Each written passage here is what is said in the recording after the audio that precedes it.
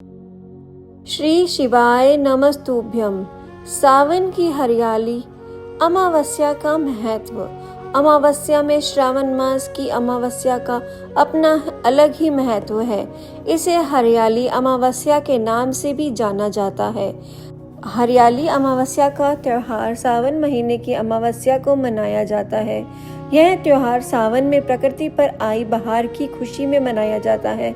हरियाली अमावस पर पीपल के वृक्ष की पूजा एवं फेरे किए जाते हैं तथा माल पुए का भोग बनाकर चढ़ाने की परंपरा है। हरियाली अमावस्या पर वृक्षारोपण का भी महत्व है। इस वर्ष 24 जुलाई के दिन हरियाली अमावस्या मनाई जाएगी। अमावस्या के साथ ही यह पितृकार्येषु पितरों के लिए किए जाने वाले जप दान आदि अमावस्या के रूप में भी जानी जाती है। काल सर्प योग, ढैया तथा साढ़े साती सहित शनि संबंधी अनेक बाधाओं से मुक्ति पाने का यह दुर्बल समय होता है। हरियाली अमावस्या के कर्म। हरियाली अमावस्या के दिन किसी पवित्र नदी में स्नान करके उसके किनारे बैठकर किसी पंडित से पितरों के निमित्त तर्पण, पिंडदान, श्राद्ध कर्म करवाया जाए तो पितरों को शांति मिलती है। यह कर्म करने के बाद पितरों के नाम से गरीबों को भोजन कराएं, गाय को चारा खिलाएं, गरीबों को वस्त्र आदि भेंट करना चाहिए। अमावस्या के दिन पीपल के पेड़ की पूजा का विशेष महत्व है। इस दिन दोपहर 12 बजे के पूर्व पीपल के पेड़ की 21 परिक्रमा करते हुए जल अर्पित करें। पीपल के पेड़ का पूजन कर मौली के 21 फेरे बांधे। शाम को सूर्य अस्त से पूर्व पीपल के पेड़ के नीचे आटे से 5 दीपक बनाकर प्रज्वलित करें। इससे धन संबंधी समस्या समाप्त हो जाती है। ध्यान रहे यह परिक्रमा सूर्य अस्त के बाद बिल्कुल ना करें। अमावस्या के दिन दृष्टिहीन, अपंग, मंद बुद्धि, लंगड़े या जिनका कोई अंग भंग हो गया हो, ऐसे लोग को वस्त्र भोजन भेंट करें। इससे जीवन में आने वाले संकटों से रक्षा होती है। हरियाली अमावस्या की रात्रि को दीप दान बड़ा ही महत्व है। इस दिन रात्रि में किसी नदी तालाब में दीप दान करना चाहिए।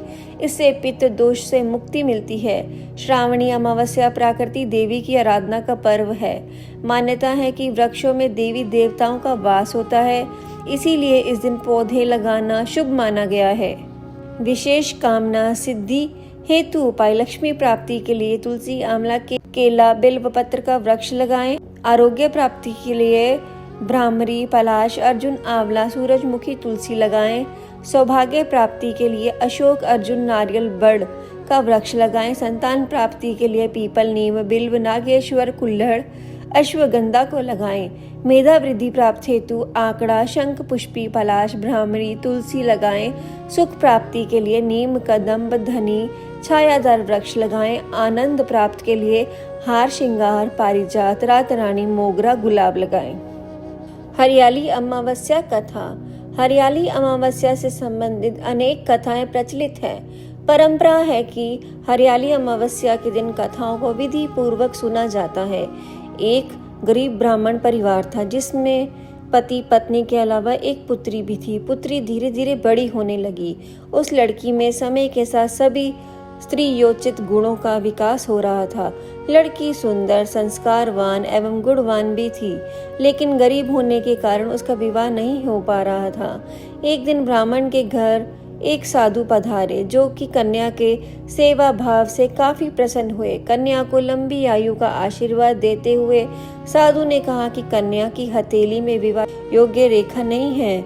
ब्राह्मण दाम्पत्य ने साधु से उपाय पूछा कि कन्या ऐसा क्या करे कि उसके हाथ में विवाह योग बन जाए। साधु ने कुछ देर विचार करने के बाद अपनी अंतर्दृष्टि से ध्यान करके बताया कि कुछ दूरी पर एक गांव में सोना नाम की धोबी जाति की एक महिला अपने बेटे और बहू के साथ रहती है, जो कि बहुत ही आचार विचार और संस्कार संपन्न तथा पतिपरायण है।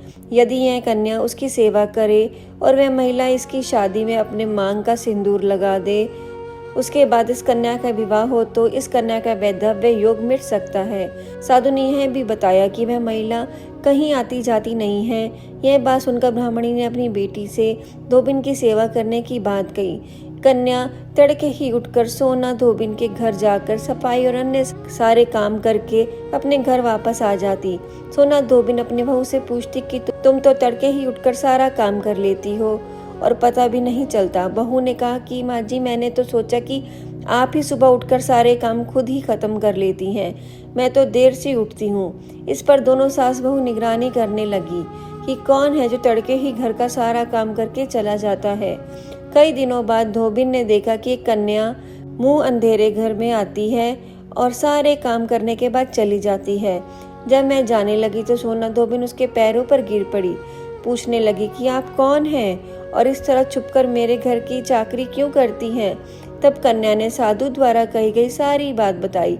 सोना धोबिन पतिपरायण थी, उसमें तेज था। वह तैयार हो गई। सोना धोबिन के पति थोड़ा अस्वस्थ थे। उसमें अपनी बहू से अपने लौट आने तक घर पर ही रहने को कहा। सोना धोबिन ने जैसे ही अपने मांग का सिंदूर कन्या की मांग में लगाया, उसका पति मर गया। उसे इस बात का पता चला। वह घर से निराजल ही चली गई थी। मैं सोचकर रास्ते में ही कहीं पीपल का पेड़ मिलने पर भंवरी देकर और उसकी परिक्रमा करके ही जल ग्रहण करेगी।